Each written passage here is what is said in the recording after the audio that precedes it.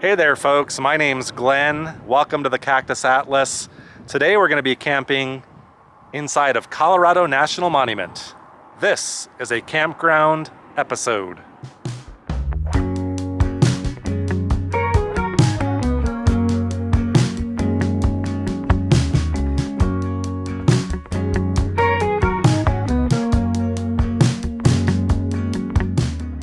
All right, like you guys know, on the campground episodes, I always pop in the visitor center.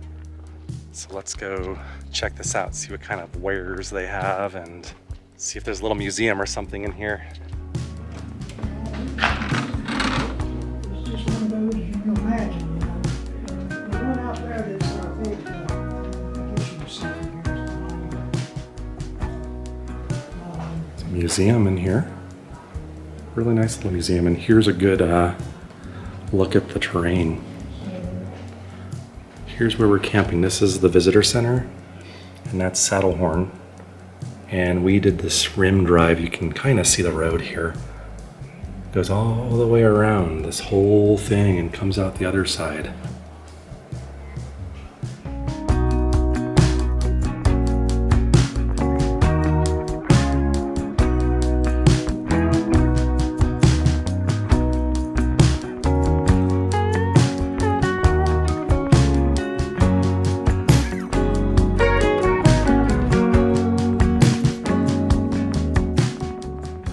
It's a small little museum, but it's packed full of information. I was really interested in this fellow, John Otto. Like you read about him on some of the interpretive signs, one of the founders of this area, and a daredevil who climbed some of these huge rock monoliths like over 100 years ago. I bought a couple t-shirts, one for me and one for Amy. Amy has 2 t-shirts to my one for this trip so far though, because I bought her another one somewhere else. She's gonna have all sorts of surprises. I'm a good husband, aren't I? So I was asking the lady, why is it so dead? You know, I was like, when's the busy time? Is it in the summer? And she said it is in the summer. And she said that spring break can be really crowded, although this year it was snowing a lot. And she said this place was in fact blanketed in snow a few weeks ago. She said it went from winter to like summer. I got here right when summer started, basically. Because we've been under a cold spell in the West, even in the Arizona we have. So this place has been subject to a lot of the same weather conditions, I think, although much higher elevation and more snow than where I live. Alrighty folks, I have set up my camp here at Saddlehorn Campground, and you guys should know the drill by now. I'm going to give you a tour of the campground, and we're going to walk around and check out some of the sites, and I'll let you know what I think along the way. It's been a while since I've done one of these, so I might be a little bit rusty. But let's start by looking at the amenities on my campsite. Site number 2. So site number 2, as all the sites here, I think have a concrete picnic table. It's not going to blow away in the wind. And there are lots of signs posted all around saying no fires, no wood fires. And it's because it's a really dry environment. Stuff is kindling, and it's really windy up here at this higher elevation. So it's probably a bad mixture. Even this time of the year, it's dry. Even though it has snowed up here a lot, you can see the ground is dry as a bone right now. The only kind of strange thing here is this water thing. Is that by chance? I don't know. That's not for RVs, is it? This doesn't look like a RV spot, so kind of strange to have that there.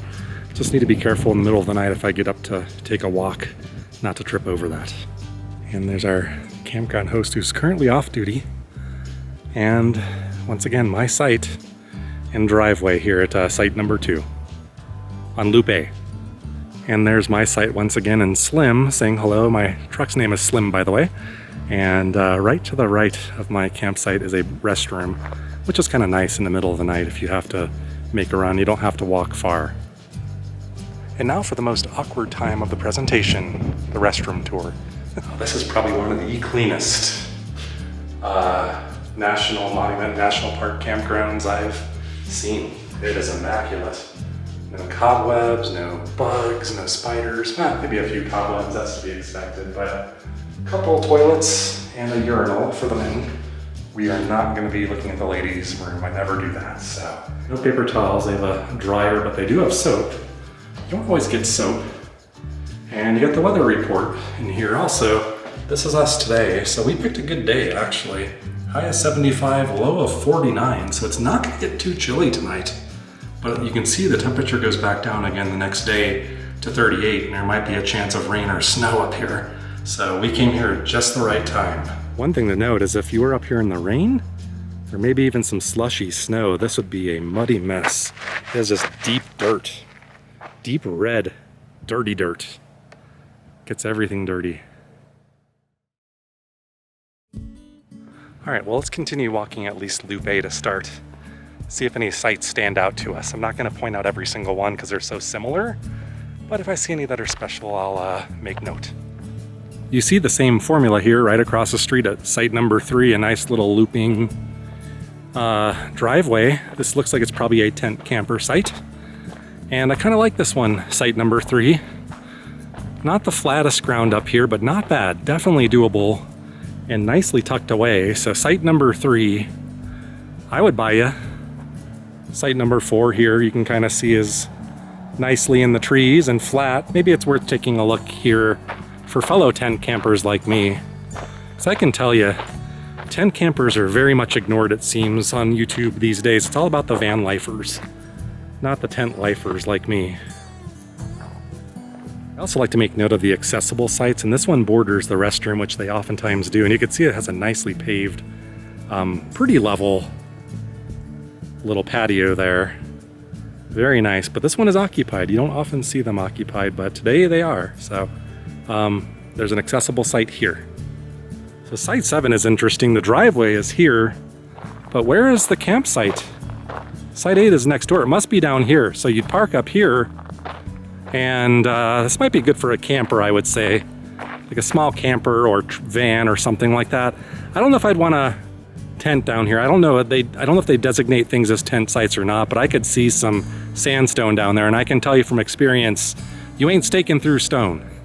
Now here's site 8, and this is another one where you got a nice big driveway, and then the campsite's down on a sloped hill, it looks like. But what you do get on this side of the loop are the views. So that might be something to note if you want to camp here on Loop A, like where this guy is. That's a good little spot to see those snow-capped mountains in the background.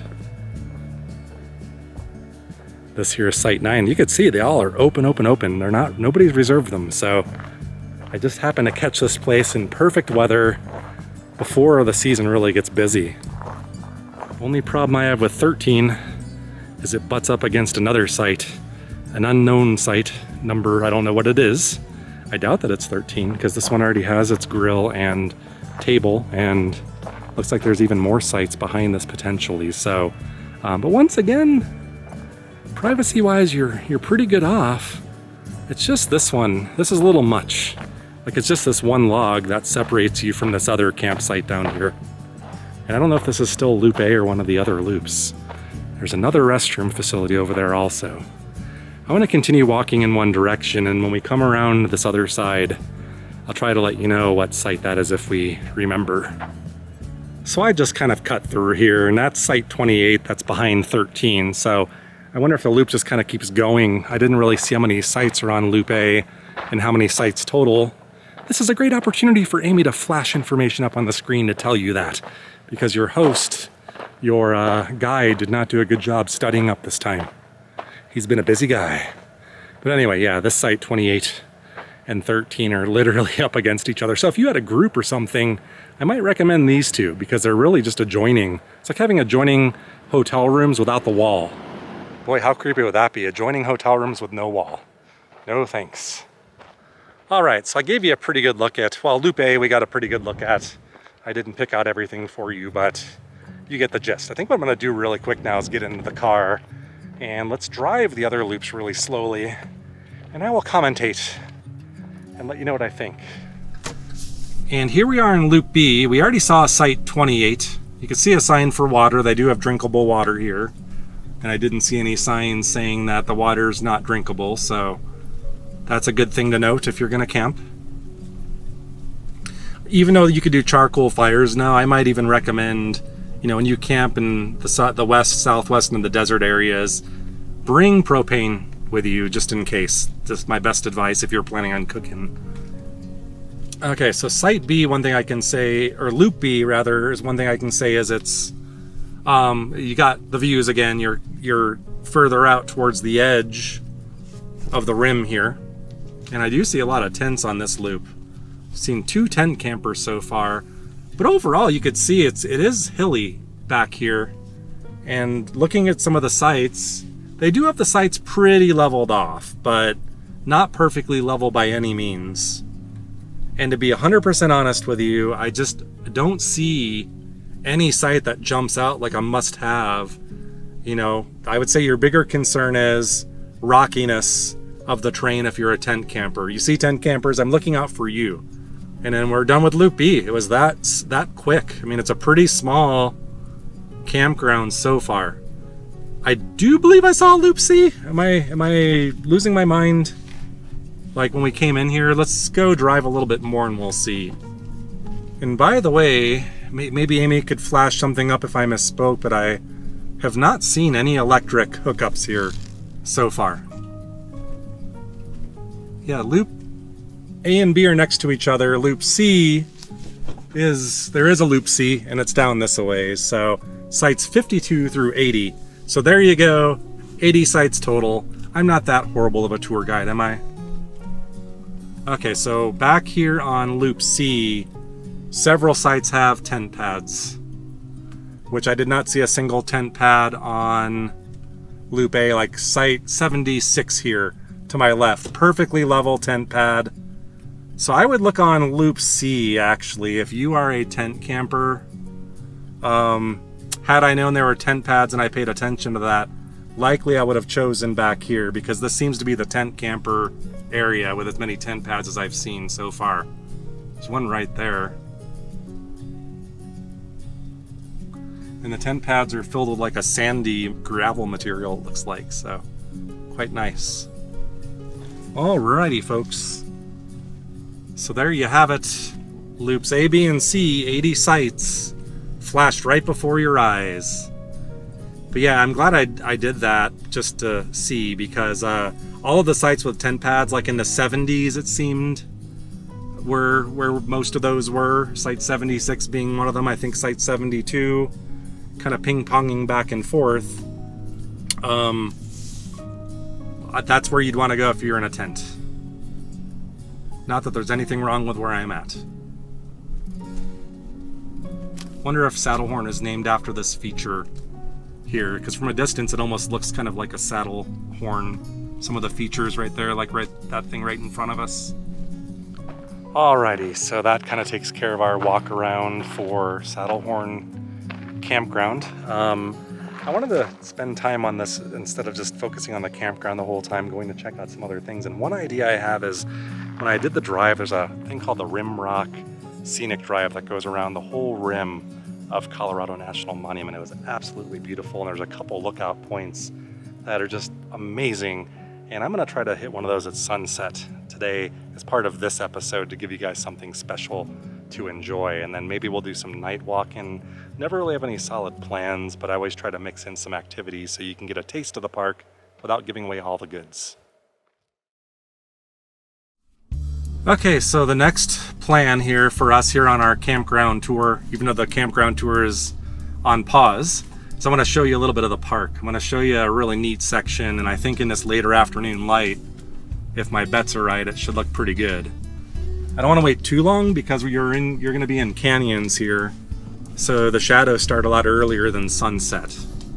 Now, I'm not going to film this whole thing again, because I did a whole separate video on this entire scenic drive through this national monument. And basically you go down this road, there are many overlooks, many different views, and the scales are enormous. So you're going to see a little bit of that here in this episode as we do one of the shorter hikes in the park. I didn't do hiking earlier, so I wanted to come back and do at least one hike before I go back and have dinner at the campsite. A lot of bikers, by the way, I'm going to warn you, so drive carefully. And here's just little teases, I guess, as we drive to this other feature. It's called the Coke Ovens. I know it's a strange name. I assume it's Coke in like maybe back in smelting days or something having to do with that, but there are these like round bulbous giant rock structures in this beautiful canyon valley with amazing views. So what I didn't know earlier is there's a half-mile trail down to an official overlook that I did not do. I just stood at the top. So we're gonna actually hike down there here in the late afternoon and just see what happens, and maybe adventure will ensue. So this is the thing that I've come to show you here, the coke ovens, and these are, I guess, historic coke ovens and what they would look like. Used to transform coal into coke, a fuel that products little or no gas when burned. Because this is really like just a taste, and maybe not the best taste, I would say, of the entire park. There are other tastes that are tastier, in my opinion. So if you think this is pretty sweet, yeah, like just you wait and see the rest of it. So I think we're dealing with a couple different trails. Like if you want to hike down inside the monument, that would be a whole other freaking video, man. Oh my gosh, I didn't even consider that. You could walk the whole thing, but I was focused on this, like right there, the Coke Ovens Trail, a little spur that just starts here and goes down and back. This might be something you campers would want to know about, right? That have dogs. No dogs are on the trails, but I have seen people with dogs at the overlooks. That's not a problem. All right, there's even like waterfalls and stuff over here. Oh, yeah. Oops, let's see here. Here's a sign, we don't want to miss that. So basically, these are all one-way directions, I believe, so you'd have to come back, of course, so keep that in mind. But the Coke Oven Trails Junction is right up here. Can't talk because I'm so excited. The reason being is on this, I did the drive this morning and stopped at all the overlooks, but I wanted to hike too. And I wasn't sure I was gonna have time, and I wanna now go into the canyon, but that gives me a reason to come back in the future. All right, I haven't seen signs for the junction yet, but it's nicely staired. I think this is Civilian Conservation Corps work maybe, or Depression era work. There was a sign that talked about those who worked here, and they had some old school photos, so it's probably something I should have read. But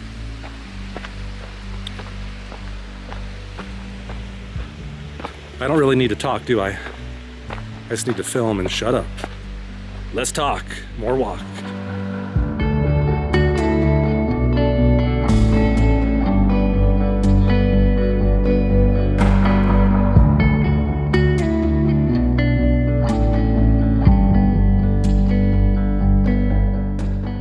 Crazy too, because there's still snow right up there, but you see a lot of flowing water because it got hot. I think today they were saying is like the first day of summer is what the lady is saying, so that's all snow melt, I'm sure, coming out of the mountain. Fresh like a bush beer. Dude, you hear rushing water right down below. Like there's probably I think there's a crack right there, and all of that water's draining down there, and it sounds like a raging river right now with that snow melt. I bet you by the morning that snow melt might be complete and that there may be no more patches of snow.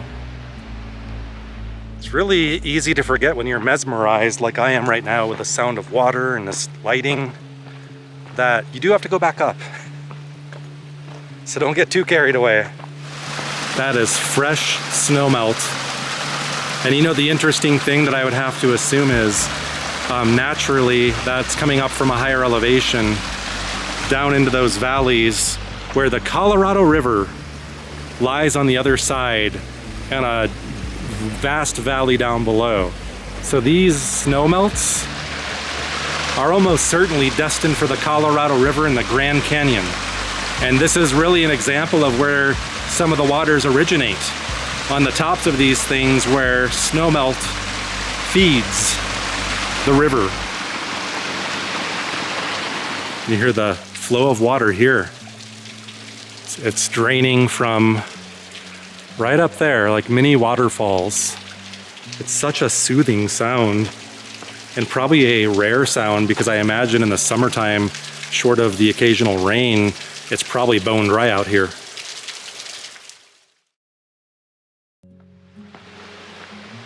So we are gonna go to the right, which is the Coke Ovens Trail. Only 0.3 more miles to go. But all of it's going to be way back up yonder and maybe beyond. I don't think that's the edge of the rim, maybe it's beyond that. And boy, oh boy, maybe I'll finagle a way to do it, because this thing called Monument, Independence Monument, which has got some history around it, is right out beyond. I could see it poking out from the trees there, and to see that from the ground level might be just the taste. All right, let's continue down to the overlook, and then we can mark another thing off the Cactus Atlas list.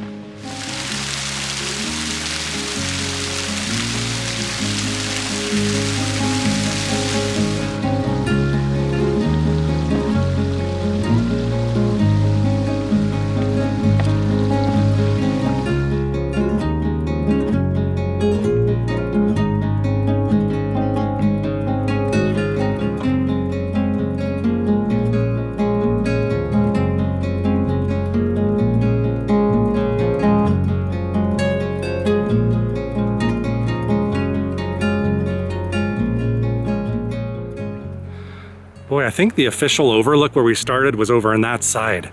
And now we're looking at the opposite side from where we started. I didn't realize how on top of these things I think this is gonna take us, like right on top. And those views the whole time. There's the overlook right there. It's got one of those fenced off areas. I'm gonna hustle because there were people coming down. I think I have really good distance, but I want this place to ourselves for a moment or two. Wouldn't you? But here we are, folks. We officially did it. The Coke Ovens Overlook. The real Coke Ovens Overlook.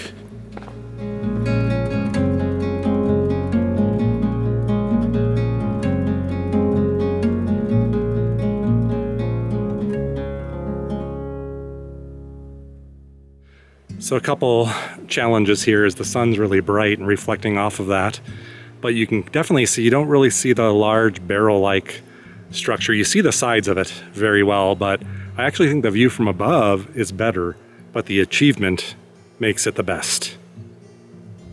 One last thing I could try to show you here is where we're at in relation to the truck, where we have to go all the way back. So I'm zoomed out. I'm gonna try to manually zoom in here and show you. I don't have auto zoom on this, so I'm like literally turning it with my hand. There is Slim. And this is where we stand. Yeah, half mile, no problem. And you can really hear a raging stream down there right now. From way up here, on this other side where that rainwater must all just be accumulating and going down its little pathways it's carved out over the years, like I said, all the way down this thing. I think I see like it starts to become more creek-like and large the further down you go. And if you look this way, you can literally see it continue right down the middle. It's probably those same forces that carved out and washed out away all of the silt and earth that would have occupied this area at one time. All right, I didn't come here to give you a geology lesson, so let's just enjoy the views for a couple more minutes, shall we? Take some photos. Hey, look, you can see my shadow on the rock right there. So I could technically say I was on that first Coke oven.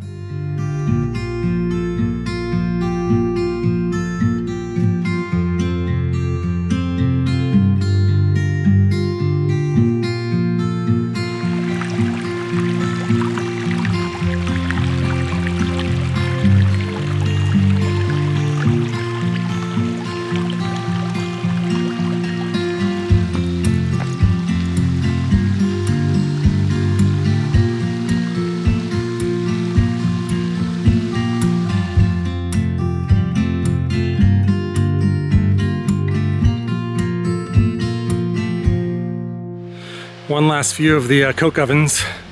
Now we're already half in the shadows.